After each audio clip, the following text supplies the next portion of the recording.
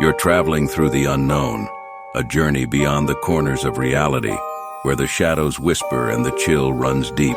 Welcome to the dimension where your deepest fears are given form. This is the Midnight Mystery. Welcome to the Midnight Mystery.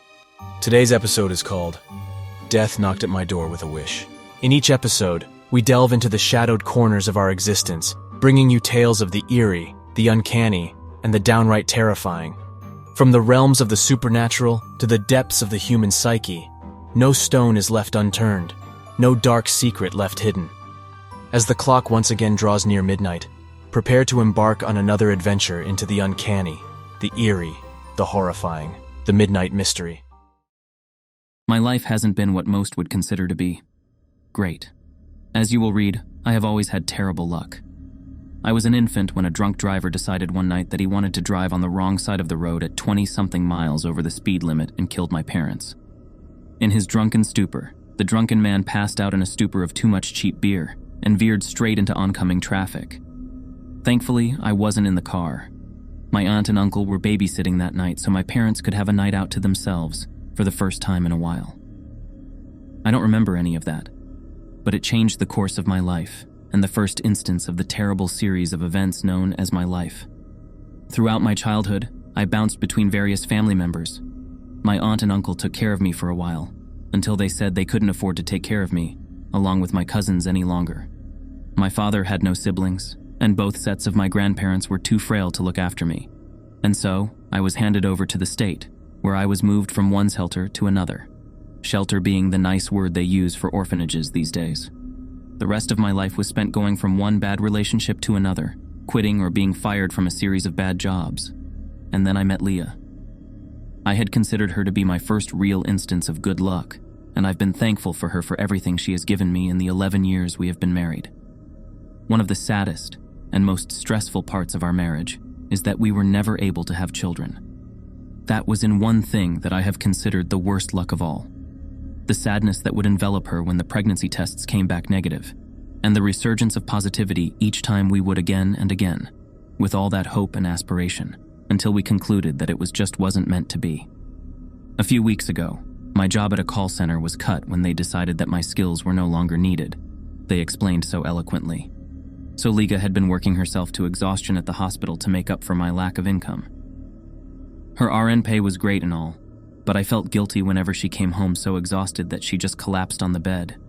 Sometimes I'd put pajamas on her while she snoozed away in her deep, tired sleep and tuck her in. It was only a couple of months into my unemployment that I started feeling strange. I had no energy, lost my appetite, but then I started vomiting blood. I managed to hide it for a couple of weeks, but when Leah found out, she made me see a doctor. A few trips to the hospital, and it was confirmed that I had developed stomach cancer. Chalk that up as another lucky strike for old Frank Schaffer. I thought all was hopeless and slipped into a deep depression. I purchased life insurance years ago, and I know that my wife made more than enough money to take care of herself once I was gone. But then a glimmer of hope showed itself several days ago. It was a typical morning, consisting of me on my laptop, looking at the latest news sites, reading articles about more mass shootings and civil unrest across the world, when I heard someone knocking at the front door.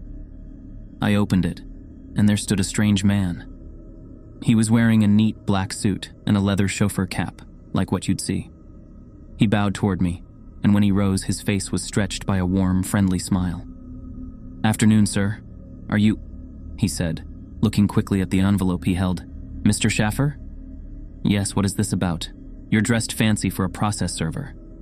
He laughed. "Oh no, I'm not a process server. I was sent to you with this letter from my employer. It is an offer letter for a brighter future," he replied, his broad white smile stretched across his young, clean-shaven face. "Oh, this as well." The man turned and grabbed a briefcase that sat beside the bottom step of my porch. It was quite large and heavy. He grunted when he heaved it onto the porch. "My boss wanted me to bring you a sample. Read the letter first, and then you can see what's inside," he said to me, still smiling as he patted the outside of the case. What he handed me was a letter, neatly typed in a curvy font, on thick cream-colored parchment, and sealed with a strange symbol on red wax, like something from a movie based in a time long, long ago. I flipped it around in my hands a few times, examining it for anything suspicious before I opened it. The letter read as follows. Hello, dear friend. This is an offer letter, one that you have probably never received, nor will you again. After much deliberation, you have been chosen. If you choose to do so, your family will be rewarded with a very large sum of money for your contribution. Let me explain first. Have you ever wished for something? I know you have. Everyone has. As a little kid, we have all wished upon a star, wishing for something selfish, like a toy. Some of us had the maturity to wish for something other than childish possessions, like for daddy to stop hitting mommy, or for your pet dog to come back from the grave. I am here to tell you about my wish, a wish that I would give anything to take back. It was the year 1847 and I was 10 years old. Much of Ireland was starving to death and were fleeing for America in great droves. I was part of the mass immigration to the promising lands of America. We had been told tales of great flatlands, with farms bigger than the eye could see. We also heard of buildings as tall as the sky, filled with jobs and homes, where great wealth was just waiting for you to take it. It sounded too grand to be true, but some recruiters from America told us they were true. Some came offering jobs in the coal mines or in factories. Others offered only tales and false promises. My father took an offer to work in a steel mill in New York City. The poor fellow couldn't contain his excitement when he came home to tell us about it. Within a week, we packed up what we could bring along, sold the farm, and made our way to America. The ship was packed with people. By packed, I mean packed. People were shoved from wall to wall with barely room to move your elbows. They told us the ship used to be a slaver before being refitted to haul starving Irish families to become something not much different than slaves. The floors were covered in filth from the sick, and some had died and were tossed overboard. We only heard coughing of tuberculosis and the dry heaving of those suffering from cholera. My sister, Winnie, was part of those who died on the way. I tried not to cry, to be strong for mother, but even the toughest boys cry when their sister dies. When we arrived, we were greeted with horrific racism. It was common for us to be spat on while walking down the streets, to have names yelled at you for just being on the same street as someone, and to have your father come home from work with cuts and bruises from fighting those who thought of the Irish as invaders, who thought of us as being dogs rather than men. It came to me one day in my childish ponderings how I could relieve us of our woes. I could just wish it away. There were old tales older than even the Romans, about leprechauns who grant wishes for those, usually in exchange for something. There are lots of stories about how one can summon a leprechaun. No, it is not by singing a stupid song or finding one at the end of a rainbow. Leprechaun are always hungry, and the best way to summon one is to leave it some bread and cream as an offering. Wait a while, and they will come. This is how I did it. My father was gone to work, and my mother was out to the market with my older brothers. Mother told me to stay at home and finish my chores. After waiting a brief time to make sure no one was coming back, I put the dish of cream and a small piece of bread by the kitchen windowsill and sat there. Children tend to have very little patience, so I got up and did as mother commanded not long after. As I was sweeping the floor, I heard a voice call out from behind me. "Aye, that was a mighty fine offering, ma boy." I turned and saw a man only slightly taller than I was. I had always imagined leprechauns being barely taller than a cat, but this man was not. "You're welcome? America. I have never been here. You summoned me all the way from the old Emerald Isle to here. What a trip," he chuckled. "Now to the business at hand. How can I assist ye?" "I have a wish." "Of course you do, lad. Now out with it." I wish that we were rich. I'm so tired of being poor and seeing my father get beat up every day and come home so tired that he can barely stand. I want us to have a good life, a life without the mean people who hate us for being Irish." I can understand that, lad. I can't do anything about the other people, but are you sure that money would solve your problems?" He sat down and scratched his head. "How old are you? 9? 10? Are you sure you're ready to make a wish at your youthful age? Maybe I should just go." "No, I'm ready. Don't leave, please." He paused, staring out the window down into the streets. "I know what it's like over there. I see it all. People are dying. They try to summon me, but I don't go. I let them keep their food. But you, I could sense your sadness. You're too young to be this sad." He paused again, taking in a deep breath. "I'll tell you what I'll do. I never do this, but I will for you. I'll grant you 2 wishes, but the trade will be much more severe." 2 wishes? Oh my. What would I have to do? Well, I would normally ask for your most treasured possession, but to grant 2 wishes, I would need something more than a mere possession. What would that be? Depends on what your second wish is. I wish that we could live forever, that none of us would die, that we would all stay young and healthy forever. Aye, riches and immorality. Should have guessed, he laughed.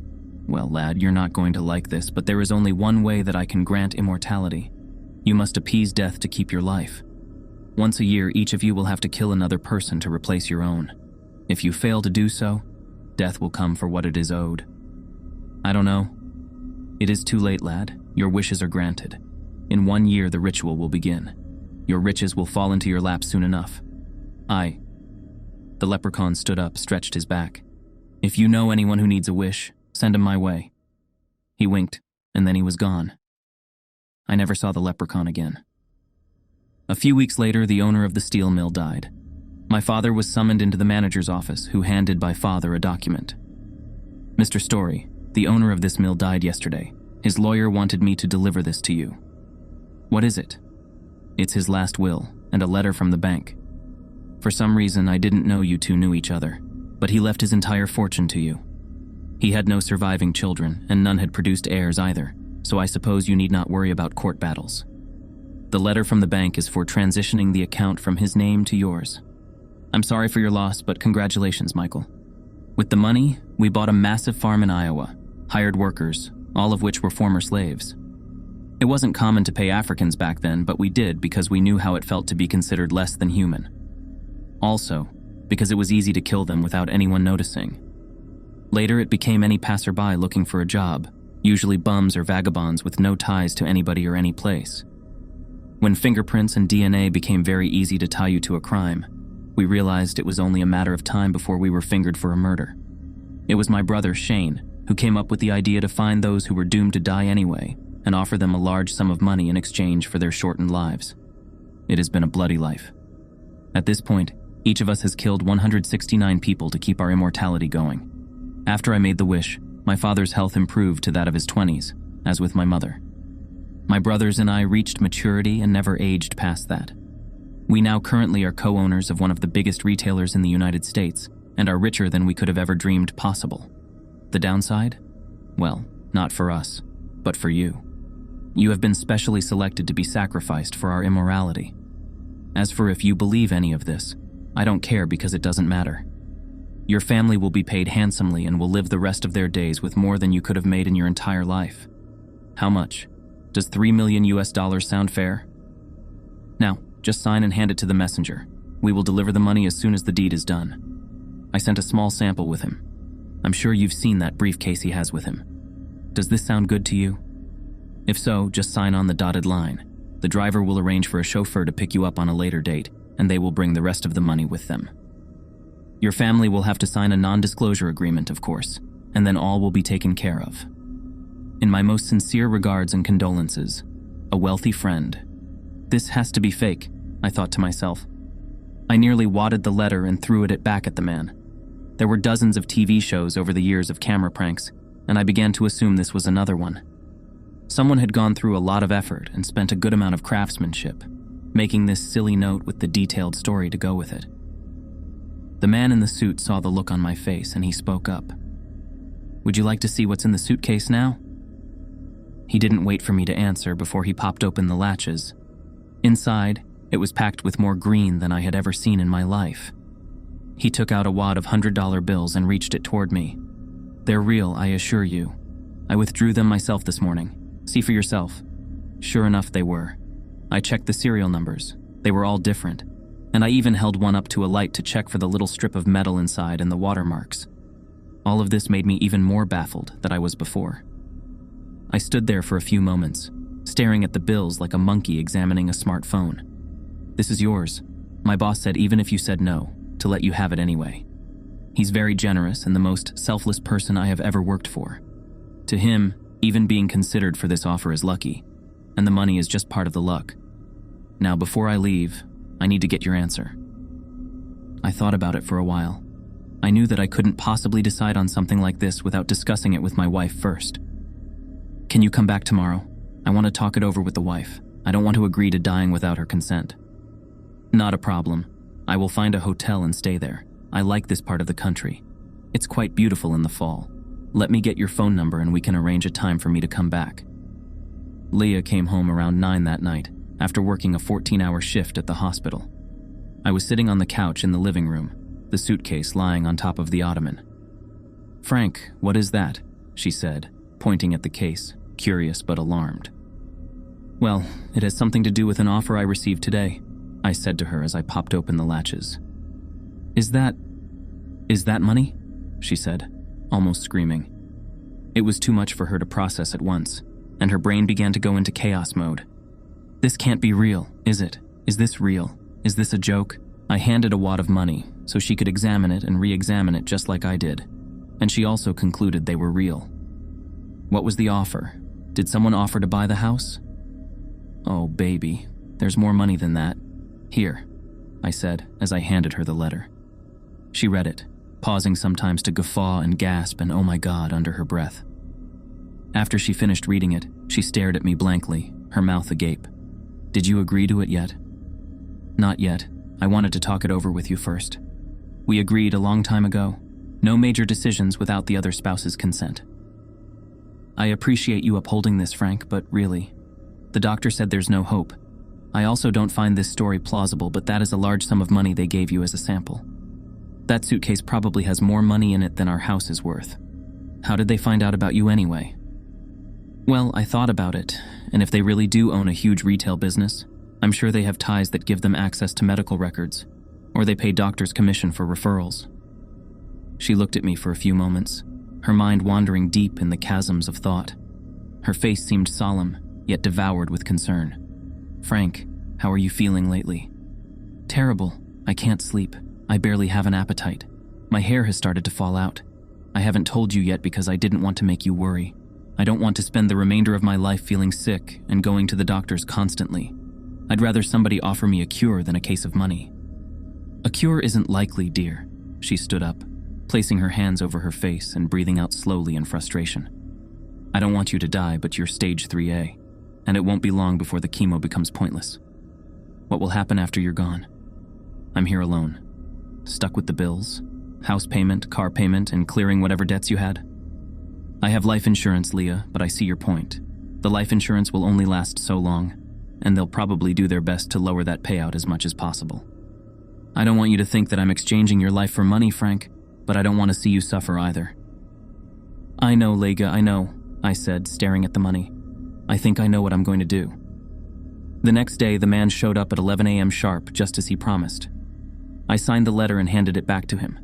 He pulled up the calendar app on his phone and scheduled an arrival date for me, and said they would send me plane tickets to take me to my destination. It will be 1 week from today that I will leave my wife for the last time, kiss her one last time, and hopefully with the money I am giving her, she will be happy for the rest of her life. I suppose this is how the curse of luck goes. What comes easy comes with a price. Thank you for joining us at the stroke of midnight, right here at the Midnight Mystery. As the shadows of our tale dissolve into the darkness, we hope it's left you with chills and thrills, echoing in the quiet of the night. Did this story send shivers down your spine, or did it linger in your mind like a half-remembered dream? We're dying to know. Unravel your thoughts in the comments below. Share your own scary experiences, or tell us how tonight's mystery has stirred your imagination. And remember, to never miss a tale from the cryptic corners of the Midnight Mystery, hit the like button as if it's your talisman against the terrors of the night. Subscribe and ring the bell so you'll always be amongst the first to tread the misty path of our next mystery.